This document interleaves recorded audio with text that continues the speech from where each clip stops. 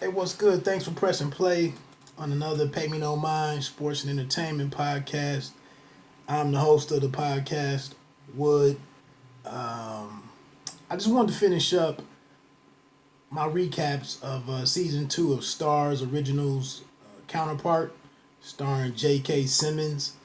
Wrapped up this past weekend, and the sad part is, according to many reports, especially sitting here looking at a Deadline.com article from the 11th. I didn't get to do the episode 9. I didn't do a recap on it. But the show it's not being renewed for season 3. So, in a sense, the way that the finale wrapped up things for season 2 on this past Sunday night, I guess it was kind of fitting. And I don't think there was any real reason included in the article on Deadline other than just it wasn't performing well enough for Starz for them to move forward with it. Um, I will say, and it does mention that the Starz president of programming, Carmi Zlotnick, said their quote was Justin, Jordan, J.K., and the entire cast and crew delivered a beautifully executed series. And it was a pleasure working with this team on 2 seasons of expert storytelling brought to life by best-in-class performances across the board. So, I think they liked it and appreciated the show, but I don't think, it just didn't perform well enough, for them to continue the relationship moving forward. But, excuse me, MRC is the producer of the show with the creator and executive producer Justin Marks. They have announced that they're trying to shop the show to Amazon or Netflix or maybe Hulu. And actually, based on this being partially filmed in Germany and Los Angeles, although I cannot figure out which sections or which segments are filmed in Los Angeles, I guess I'm just not smart enough to pick up on it. But with that international feel to it, and most of it appearing to all be based in Germany on the filming, I would think that it fits in perfect with a lot of the content that's on Amazon Video. So, and honestly, I kind of been digging more of the Amazon Video or Amazon Prime or Prime Video, whatever it's called officially. I've been digging a lot of their content. I would recommend checking out the series that's on there called Informer. I was gonna do a video on it, but that's for another time. But getting into the last 2 episodes, episode 9 was called You to You. And the synopsis on that one was management makes a historic decision. Emily sends a warning. Emily Prime actually met with her other. They came face to face in that episode. And then Quell, Claire, and Temple investigate the final Indigo cell, and Howard Prime reaches out to an old contact. So Quell took his wife Claire into Temple once she kind of let him know what the plot was that was underway. And they're just got an update from ESPN. Sorry about that. Uh, Quell, takes his wife in and gives up that she is Shadow. She has been Shadow. And Claire has really rethought everything, and her daughter's life means the world tour. So she decides, I'll come clean, basically, and give Temple what she wants to shut down the act of terror by the cell, which is going to unleash the flu or some flu strain into the real world. And so Howard Prime reaches out to an old contact. He goes and uh, creates an alliance with Baldwin, who's kind of been the odd woman out this entire second season. Now that she's regretting taking out her other, so that was kind of it. I think in episode 9, I'm not sure if uh, that's when Mira. I think it might have been episode 9, but Mira just was. She was more action than she'd been. I mean, she exterminated management by playing Ian Shaw. I was kind of wondering what they. I mentioned a few updates ago. Like I didn't understand kind of what was going on with the backstory of Ian Shaw, and it kind of played out that would be the way. That would be his past would be how they would get him to do what Mira wanted him to do, which was put her into the same room as management so she could take care of, so she could exterminate them basically, and that's what she did. So that was episode 9. The show really did. I mean, it's sitting at 100% on Rotten Tomatoes. So I mean, fans were really rocking with it, but unfortunately, not enough outside of like us core, fans. Then episode 10 was called Better Angels, the final episode. Mira's looming threat forges some unlikely alliances. I'm trying to think who they would be talking about in alliances. That's interesting. Anyway, in 10, the plan has been announced that they're going to shut down off the crossing. Everybody that needs to get back to their worlds is being processed through to where they need to be. And again, Claire is working with Temple, and it was a bit sad here because Olivia Williams, who plays Emily Burton Silk, she got killed. She tried, and that was a little unbelievable. Like she's just now getting her memory back, and all of a sudden she has access to like top secret stuff in the office, and she's all involved. And then like when she gets killed, she's immediately stepping into the forefront to take on one of the terrorists, one of the Indigo cell members who had a specific task to destroy the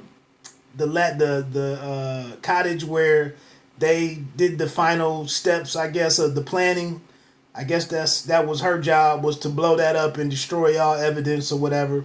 So when they went to the cottage, Olivia went to go talk to her, to this young lady, and to try to flip her and figure out where the other 6 or 7 Indigo agents were and what the plan was.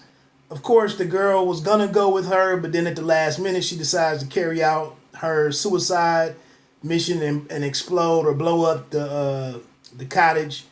And Emily was fatally injured, and that was a bit unexpected. Although the other Emily is still alive in the other world. Awesome scene with her at the end. But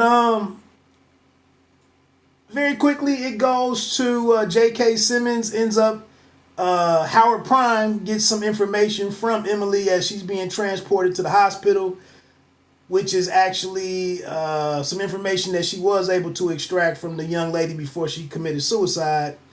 And Howard Prime gives that information, the whereabouts of the cell, where they're going to disperse into.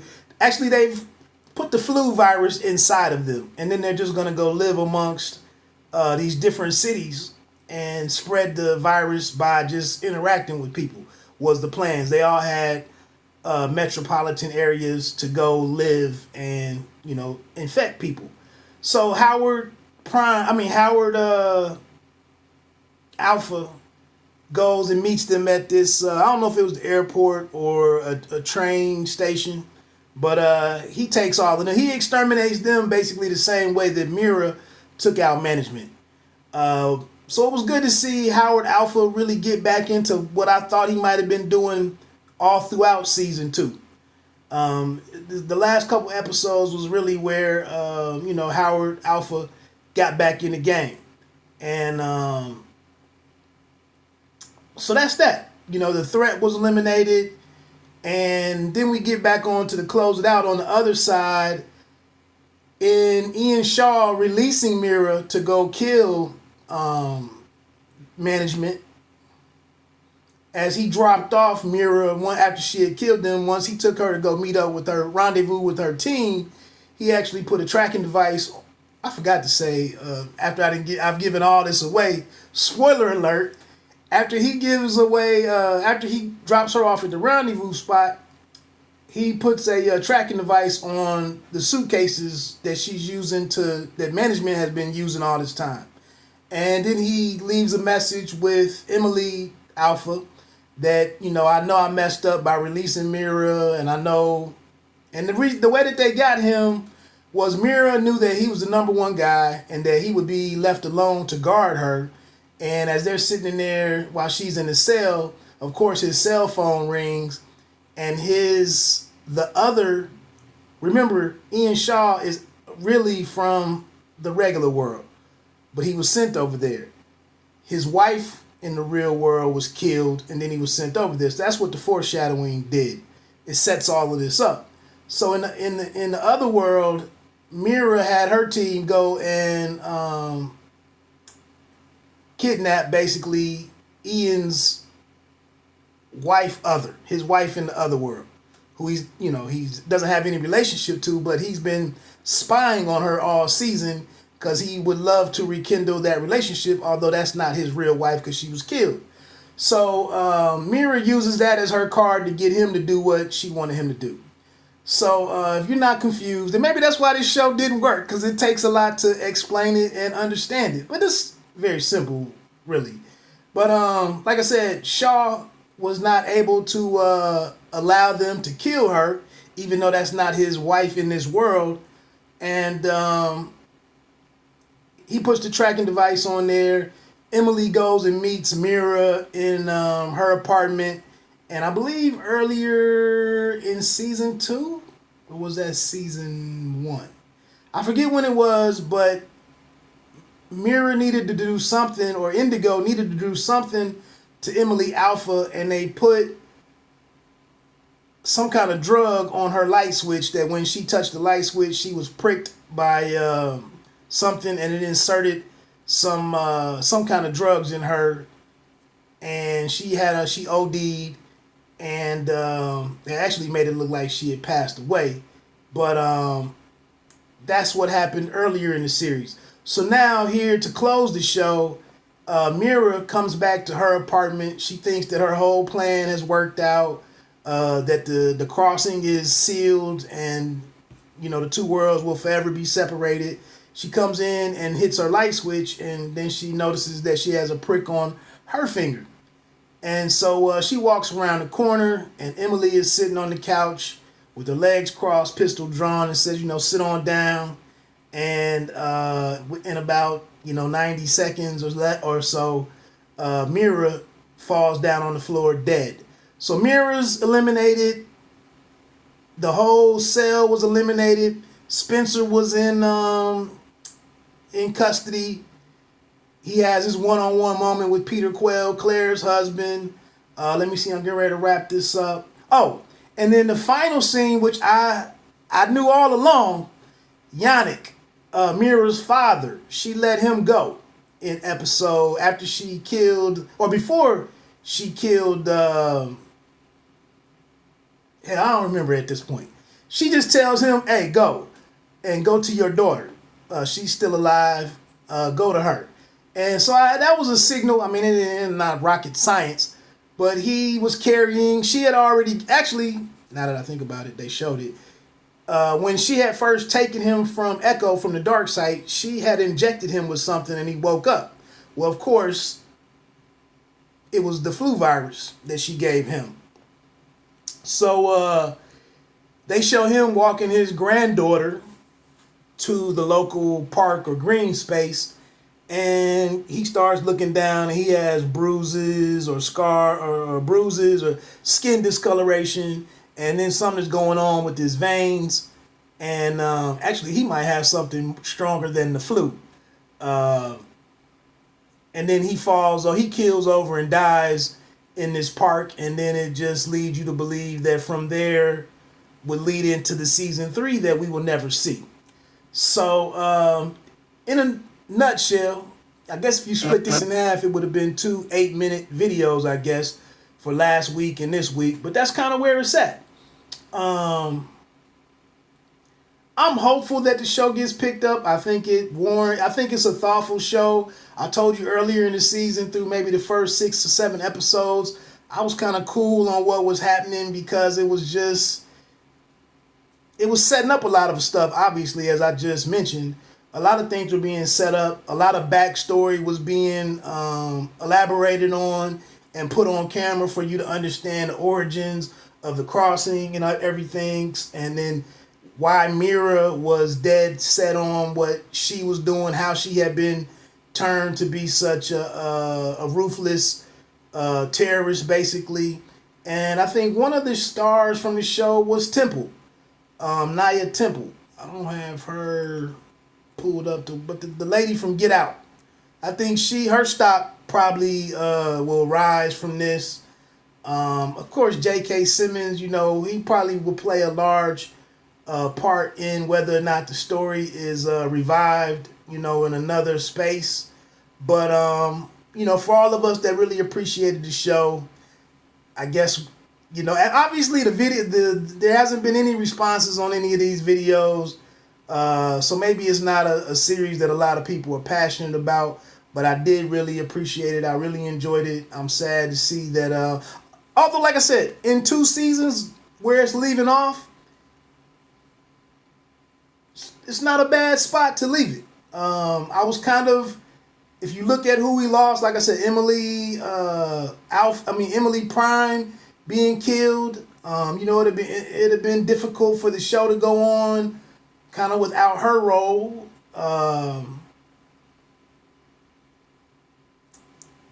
It kind of is a decent spot to leave it if they just leave it. And maybe even Justin Marks and MRC, maybe they feel like, hey,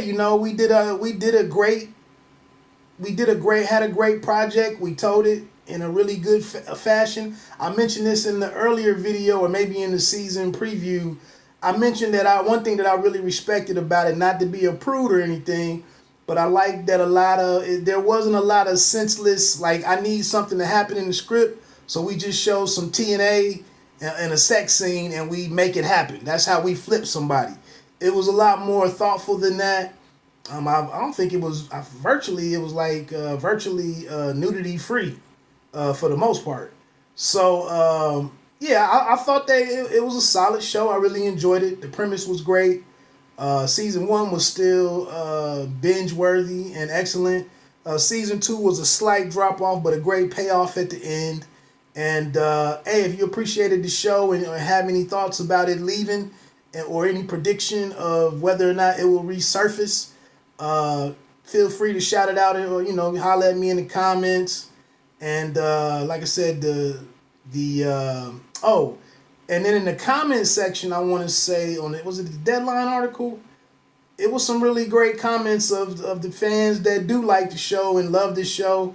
And I would run through a few of them, but I'm getting too long here. So, hey, as a TV fan, a lot of times the stuff that you really like, the support isn't there for it. And I told you, I'm still bitter about How to Make It in America, but that's another story. Hey, look, thanks for pressing play. Hopefully you enjoyed or had somebody to talk to about Counterpart, because there's not a lot of us running around.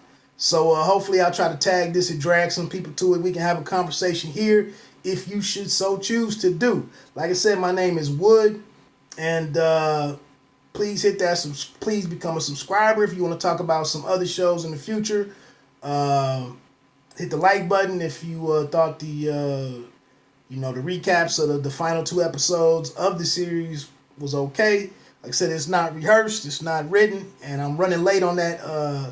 On doing it anyway because this is Thursday and it ended last Sunday. So, hey, I'm out.